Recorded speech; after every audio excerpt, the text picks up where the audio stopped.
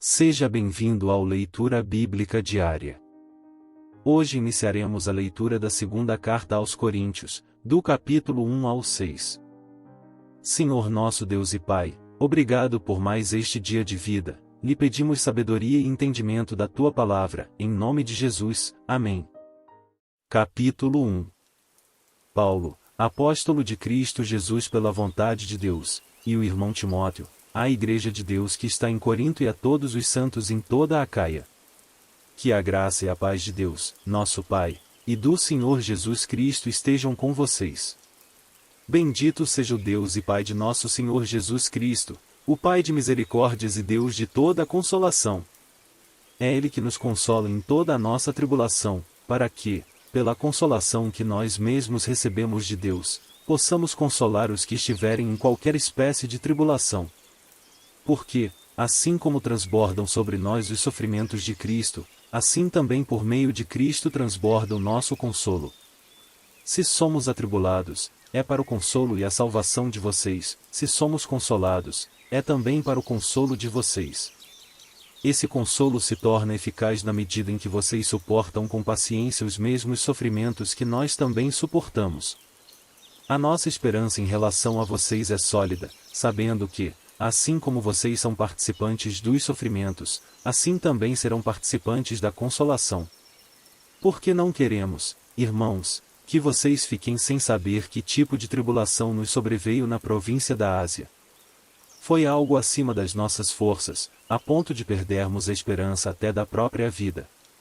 De fato, tivemos em nós mesmos a sentença de morte, para que não confiássemos em nós mesmos, e sim no Deus que ressuscita os mortos, o qual nos livrou e ainda livrará de tão grande morte. Nele temos esperado que ainda continuará a nos livrar. Enquanto vocês nos ajudam com orações a nosso favor, para que, por muitos, sejam dadas graças a Deus a nosso respeito, pelo benefício que nos foi concedido por meio da súplica de muitos. Porque a nossa glória é esta, o testemunho da nossa consciência de que com simplicidade e sinceridade de Deus, não com sabedoria humana, mas na graça divina, temos vivido no mundo, especialmente em relação a vocês. Porque nenhuma outra coisa escrevemos para vocês, a não ser aquilo que vocês leem e entendem. E espero que vocês entendam completamente. Como também já nos entenderam em parte, que seremos a glória de vocês, assim como vocês também serão a nossa glória no dia de Jesus, nosso Senhor. Com esta confiança, eu queria primeiro ir encontrar-me com vocês, para que tivessem um segundo benefício. Queria, ao passar por aí, dirigir-me à Macedônia, e da Macedônia voltar a encontrar-me com vocês, sendo então encaminhado por vocês para a Judéia. Ora, ao querer isso, será que agi com leviandade? Ou, ao tomar decisões, será que decido segundo a carne, de modo que age em mim, simultaneamente, o sim, sim e o não, não? Mas, como Deus é fiel, a nossa palavra, dirigida a vocês, não é sim e não. Porque o Filho de Deus, Jesus Cristo, que foi anunciado entre vocês por nós, isto é, por mim, Silvano e Timóteo, não foi sim e não, pelo contrário, nele sempre houve o sim. Porque todas as promessas de Deus têm nele o sim. Por isso, também por meio dele se diz o amém para a glória de Deus, por meio de nós. Mas aquele que nos confirma juntamente com vocês em Cristo e que nos ungiu é Deus, que também pôs o seu selo em nós e nos deu o penhor do Espírito em nosso coração. Eu, porém, por minha vida, tomo Deus por testemunha de que foi para poupar vocês que ainda não voltei a Corinto. Não que tenhamos domínio sobre a fé que vocês têm, mas porque somos cooperadores da alegria de vocês. Porque, pela fé, vocês estão firmes. Capítulo 2. Porque decidi por mim mesmo o seguinte e não voltar a me encontrar com vocês em tristeza. Porque, se eu entristeço vocês, quem me alegrará, senão aquele a quem tenho entristecido? E escrevi isso para que, quando eu for, não seja entristecido por aqueles que deveriam me alegrar, confiando em todos vocês de que a minha alegria é também a alegria de vocês. Porque lhes escrevi no meio de muitos sofrimentos e angústia de coração, com muitas lágrimas, não para que vocês ficassem tristes, mas para que soubessem do amor que tenho por vocês. Ora, se alguém causou tristeza, não o fez a mim, mas, para que eu não seja demasiadamente áspero, digo que em parte causou tristeza a todos vocês. Basta-lhe a punição imposta pela maioria. De modo que, agora, pelo contrário, vocês devem perdoar e consolar, para que esse indivíduo não seja consumido por excessiva tristeza. Por isso, peço que vocês confirmem o amor de vocês para com ele. E foi por isso também que eu lhes escrevi, para ter prova de que, em tudo, vocês são obedientes. A quem vocês perdoam alguma coisa, eu também perdoo. Pois o que perdoei, se é que perdoei alguma coisa, eu o fiz por causa de vocês na presença de Cristo, para que Satanás não alcance vantagem sobre nós, pois não ignoramos quais são as intenções dele.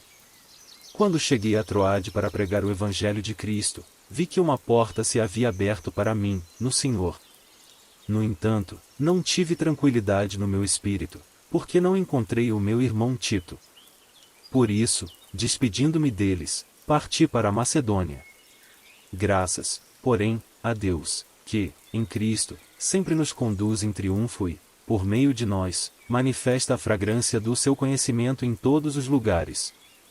Porque nós somos para com Deus o bom perfume de Cristo, tanto entre os que estão sendo salvos como entre os que estão se perdendo.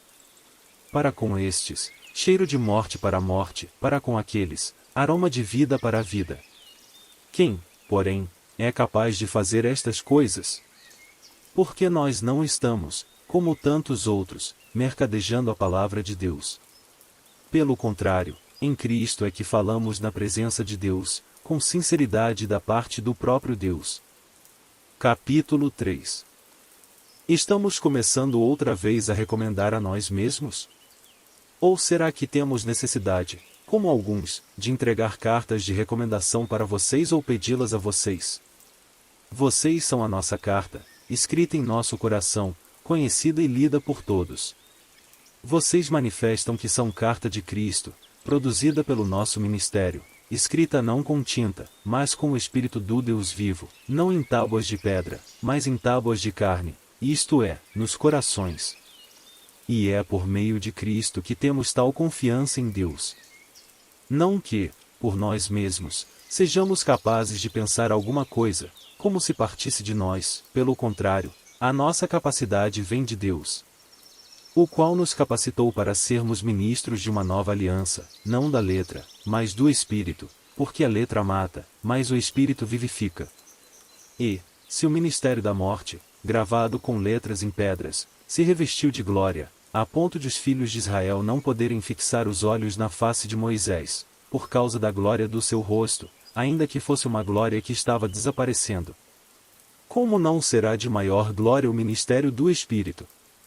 Porque, se o ministério da condenação teve glória, em muito maior proporção será glorioso o ministério da justiça. Pois, neste particular, o que era glorioso já não tem mais glória diante da glória atual, que é muito maior. Porque, se o que estava desaparecendo teve a sua glória, muito mais glória tem o que é permanente. Tendo, pois, tal esperança, agimos com muita ousadia. E não somos como Moisés, que punha um véu sobre o rosto, para que os filhos de Israel não pudessem fixar os olhos no fim daquilo que estava desaparecendo. Mas a mente deles se endureceu. Pois, até o dia de hoje, o mesmo véu permanece sobre a leitura da antiga aliança, não foi tirado, pois só em Cristo ele é removido. Mas, até hoje, quando Moisés é lido, o véu está posto sobre o coração deles. Quando, porém, alguém se converte ao Senhor, o véu é tirado. Ora, este Senhor é o Espírito, e onde está o Espírito do Senhor, aí há liberdade. E todos nós, com o rosto descoberto, contemplando a glória do Senhor, somos transformados, de glória em glória, na sua própria imagem, como pelo Senhor, que é o Espírito. Capítulo 4. Por isso, tendo este ministério, segundo a misericórdia que nos foi dada, não desanimamos. Pelo contrário, rejeitamos as coisas ocultas que trazem vergonha, não agindo com astúcia, nem adulterando a palavra de Deus. E assim, pela manifestação da verdade, nos recomendamos à consciência de todos na presença de Deus. Mas, se o nosso Evangelho ainda está encoberto, é para os que se perdem que ele está encoberto, nos quais o Deus deste mundo cegou o entendimento dos descrentes, para que não lhes resplandeça a luz do Evangelho da glória de Cristo, o qual é a imagem de Deus. Porque não pregamos a nós mesmos, mas a Jesus Cristo como Senhor e a nós mesmos como servos de vocês, por causa de Jesus. Porque Deus, que disse, das trevas resplandeça a luz, Ele mesmo resplandeceu em nosso coração, para a iluminação do conhecimento da glória de Deus na face de Jesus Cristo. Temos, porém, este tesouro em vasos de barro, para que se veja que a excelência do poder provém de Deus, não de nós. Em tudo somos atribulados, porém não angustiados, ficamos perplexos, porém não desanimados. Somos perseguidos, porém não abandonados, somos derrubados, porém não destruídos. Levamos sempre no corpo o morrer de Jesus, para que também a vida dele se manifeste em nosso corpo. Porque nós, que vivemos, somos sempre entregues à morte por causa de Jesus, para que também a vida de Jesus se manifeste em nossa carne mortal. De modo que em nós opera a morte, em vocês, a vida. Tendo, porém, o mesmo espírito de fé, como está escrito, eu criei, por isso falei, também nós cremos, por isso, também falamos. Sabendo que aquele que ressuscitou o Senhor Jesus também nos ressuscitará com Jesus e nos apresentará juntamente com vocês.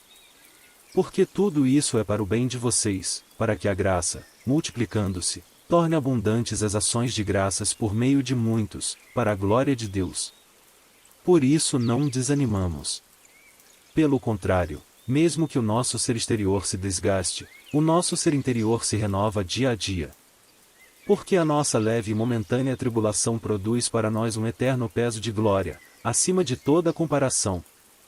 Na medida em que não olhamos para as coisas que se veem, mas para as que não se veem. Porque as coisas que se veem são temporais, mas as que não se veem são eternas. Capítulo 5. Pois sabemos que, se a nossa casa terrestre deste tabernáculo se desfizer, temos da parte de Deus um edifício, uma casa não feita por mãos humanas, eterna, nos céus. E, por isso, neste tabernáculo gememos, desejando muito ser revestidos da nossa habitação celestial. Se, de fato, formos encontrados vestidos e não nus. Pois nós, os que estamos neste tabernáculo, gememos angustiados, não por querermos ser despidos, mas revestidos, para que o mortal seja absorvido pela vida. Ora, foi o próprio Deus quem nos preparou para isto, dando-nos o penhor do Espírito. Por isso, temos sempre confiança e sabemos que, enquanto no corpo, estamos ausentes do Senhor. Porque andamos por fé e não pelo que vemos. Sim, temos tal confiança e preferimos deixar o corpo e habitar com o Senhor. É por isso que também nos esforçamos para ser agradáveis a Ele, quer presentes, quer ausentes. Porque é necessário que todos nós compareçamos diante do tribunal de Cristo, para que cada um receba segundo o bem ou o mal que tiver feito por meio do corpo. E assim, conhecendo o temor do Senhor, procuramos persuadir as pessoas, mas somos plenamente conhecidos por Deus. E espero que também sejamos reconhecidos na consciência de vocês. Não queremos novamente nos recomendar a vocês, pelo contrário, estamos dando uma oportunidade para vocês se orgulharem por nossa causa, para que tenham o que responder aos que se gloriam na aparência e não no coração. Porque, se enlouquecemos, é para Deus, e, se conservamos o juízo, é para vocês. Pois o amor de Cristo nos domina, porque reconhecemos isto, um morreu por todos, logo, todos morreram. E ele morreu por todos, para que os que vivem não vivam mais para si mesmos, mas para aquele que por eles morreu e ressuscitou. Assim que, nós, daqui por diante, a ninguém conhecemos segundo a carne, e, se antes conhecemos Cristo segundo a carne, já agora não o conhecemos deste modo. E, assim, se alguém está em Cristo, é nova criatura, as coisas antigas já passaram, eis que se fizeram novas. Ora, tudo isso provém de Deus, que nos reconciliou consigo mesmo por meio de Cristo e nos deu o ministério da reconciliação. a saber, que Deus estava em Cristo reconciliando consigo o mundo, não levando em conta os pecados dos seres humanos e nos confiando a palavra da reconciliação. Portanto, somos embaixadores em nome de Cristo, como se Deus exortasse por meio de nós. Em nome de Cristo, pois, pedimos que vocês se reconciliem com Deus. Aquele que não conheceu o pecado, Deus o fez pecado por nós, para que, nele, fossemos feitos justiça de Deus. Capítulo 6. E nós, na qualidade de cooperadores com ele, também exortamos a que vocês não recebam em vão a graça de Deus. Porque ele diz: no tempo aceitável escutei você. E no dia da salvação eu o socorri. Eis agora o tempo oportuno. Eis agora o dia da salvação. Não queremos dar nenhum motivo de escândalo em coisa alguma, para que o ministério não seja censurado. Pelo contrário, em tudo nos recomendamos a nós mesmos como ministros de Deus, na muita paciência, nas aflições, nas privações, nas angústias, nos açoites, nas prisões, nos tumultos, nos trabalhos, nas vigílias, nos jejuns, na pureza, no saber, na paciência, na bondade, no Espírito Santo, no amor não fingido, na palavra da verdade, no poder de Deus, pelas armas da justiça, tanto para atacar como para defender. Por honra e por desonra, por infâmia e por boa fama, como enganadores e sendo verdadeiros. Como desconhecidos, mas sendo bem conhecidos, como se estivéssemos morrendo, mas eis que vivemos, como castigados, porém não mortos. Como entristecidos, mas sempre alegres, como pobres, mas enriquecendo a muitos, como nada tendo, mas possuindo tudo. Ó Coríntios, temos falado com toda a franqueza e estamos de coração aberto para vocês. Nosso afeto por vocês não tem limites, vocês é que estão limitados em seu afeto por nós. Ora, como justa retribuição, e falo a vocês como a filhos, peço que também vocês abram seu coração para nós. Não se ponham em julgo desigual com os descrentes. Pois que sociedade pode haver entre a justiça e a iniquidade? Ou que comunhão existe entre a luz e as trevas? Que harmonia pode haver entre Cristo e o maligno? Ou que união existe entre o crente e o descrente? Que ligação há entre o santuário de Deus e os ídolos? Porque nós somos santuário do Deus vivo, como ele próprio disse: habitarei e andarei entre eles. Serei o seu Deus. E eles serão o meu povo. Por isso, o Senhor diz: saiam do meio deles. E separem-se deles. Não toquem em coisa impura. E eu os receberei. Serei o pai de vocês. E vocês serão meus filhos. E minhas filhas. Diz o Senhor Todo-Poderoso. Espero que essa palavra de Deus possa lhe abençoar hoje. Ficamos por aqui, que Deus te abençoe.